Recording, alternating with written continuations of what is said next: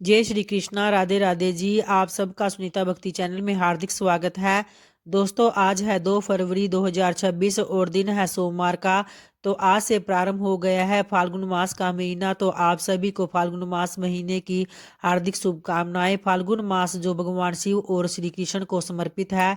इस महीने में होली और महाशिवरात्रि जैसे बड़े पर्व भी आते हैं। तो शास्त्रों के अनुसार इस महीने में जप, ध्यान, दान और धार्मिक कर्म करने से विशेष पुण्य की प्राप्ति होती है। तो पंचांग के अनुसार वर्ष का यह अंतिम महीना बहुत ही विशेष माना जाता है। साल 2026 में फाल्गुन माह की शुरुआत 2 फरवरी दिन सोमवार से हो गई है।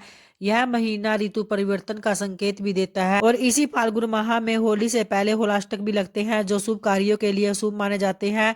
तो इस दौरान विवाह, गृह प्रवेश, मुंडन, नामांकन जैसे कार्य नहीं करने चाहिए, जिससे कि शुभ कार्यों में बाधा आने की संभावना रहती है। फाल्गुन महीने में भी अन्न, वस्त्र, धन और जरूरतमंदों को सहायता देना अत्यंत पुण्यदायी माना गया है। इसी महीने में नियमित रूप से भगवान शिव का अभिषेक और श्री कृष्ण की आराधना करने से व्यक्ति की मनोकामनाएं पूर्ण होती है। तो इस महीने में आप पूजा के साथ साथ महामृत्युंजय जाप और श्री कृष्ण के मंत्रों का जप भी करें। आइए अब फाल्गुन मास की कथा को प्रारंभ करते हैं, जिसमें नरसिंह अवतार की कथा भगवान विष्णु के उस रूप को दर्शाती है जिसमें उन्होंने भक्त प्रहलाद को उसके अहंकारी राक्षस पिता हिरण्यकश्यप से बचाने के लिए किया था। हिरण्यकश्यप को वरदान था कि उसे न तो कोई मनुष्य, न पशु, न दिन रात, न घर के अंदर, न ही बाहर मार सकता है। इसलिए भगवान विष्णु ने आधा मनुष्य और आधा सिंह का रूप धारण करके संध्या के समय चौखट पर अपने नाखूनों से उसका वध कर दिया था। तो आइए कथा को प्रारंभ करते हैं। श्री मैत्रेय जी बोले, आपने महात्मा मनुपुत्र के वंशों का वर्णन किया और यह भी बताया कि इस जगत के सनातन कारण भगवान विष्णु ही है। किंतु भगवान, आपने जो कहा कि दैत्य श्रेष्ठ प्रहलाद जी को न तो अग्नि ही भस्म कर सकती है और न उन्हें अस्त्र शस्त्रों से आघात किए जाने पर भी अपने प्राणों को छोड़ना पड़ा तथा पासबद्ध होकर समुद्र के जल में पड़े रहने पर उनके हिलते डुलते हुए अंगों से आहत होकर पृथ्वी डगमगाने लगी और शरीर पर पत्थरों की बौछार पड़ने पर भी वे नहीं मरे।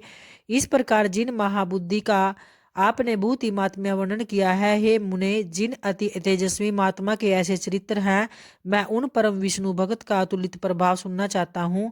हे मुनिवर, वे तो बड़े ही धर्मपरायण थे, फिर दैत्यों ने उन्हें क्यों अस्त्र शस्त्रों से पीड़ित किया और क्यों समुद्र के जल में डाला? उन्होंने किस लिए उन्हें पर्वतों से दबाया और किस कारण से सर्पों से डसाया? क्यों पर्वत शिखर से गिराया और क्यों अग्नि में डलवाया? उन महादैत्यों ने उन्हें दिग्गजों के दांतों से क्यों रुंधवाया और क्यों सर्वशोषक वायु को उनके लिए नियुक्त किया? हे मुने, उन पर दैत्य गुरुओं ने किस लिए कृत्यों का प्रयोग किया और संबरासुर ने क्यों अपनी शस्त्रों मायाओं का वार किया? तो उन महात्माओं को मारने के लिए दैत्यराज के रसोइये ने, जिसे वे महाबुद्धिमान पचा गए, ऐसा हलाहल विष क्यों दिया? हे महाभाग, महात्मा प्रहलाद का यह संपूर्ण चरित्र जो उनके महान महात्म्य का सूचक है, मैं सुनना चाहता हूँ। यदि दैत्यगण उन्हें नहीं मार सके तो उनका मुझसे कोई आश्चर्य नहीं है, क्योंकि जिसका मन अनन्य भाव से भगवान विष्णु में लगा हुआ है उसको भला कौन मार सकता है? जो नित्य धर्मपरायण और भगवद आराधना में तत्पर रहते हैं, उनसे उनके ही कुल में उत्पन्न हुए दैत्यों ने ऐसा अति दुष्कर द्वेष किया। उन धर्मात्मा महाभाग मत्सरहीन विष्णु भगत को दैत्यों ने किस कारण से इतना कष्ट दिया, सो आप मुझसे कहिए। महात्मा लोग तो ऐसे गुण संपन्न साधु पुरुषों के विपक्षी होने पर भी उन पर किसी प्रकार का प्रहार नहीं करते, फिर स्वपक्ष में होने पर तो क्या कहना। इसलिए हे मुनिश्रेष्ठ, यह संपूर्ण वृत्तांत विस्तार पूर्वक मुझसे कहिए। मैं उन दैत्यराज का संपूर्ण चरित्र सुनना चाहता हूँ। उसके बाद पराशर मुनि जी बोले, हे मैत्रेय, उन सर्वदा उदार चरित परम बुद्धिमान महात्मा प्रहलाद जी का चरित्र तुम ध्यान पूर्वक श्रवण करो।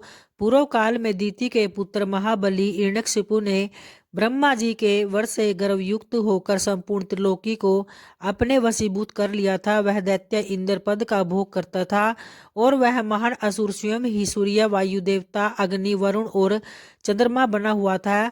वह स्वयं ही कुबेर और यमराज भी था और वह असुर स्वयं ही संपूर्ण यज्ञ भोगों को भोगता था।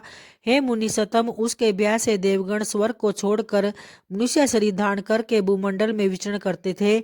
इस प्रकार संपूर्ण त्रिलोकी को जीत कर त्रिभुवन के वैभव से गर्वित हुआ और गंधर्वों से अपनी स्तुति सुनता हुआ वह अपने अभिष्ट भोगों को भोगता था।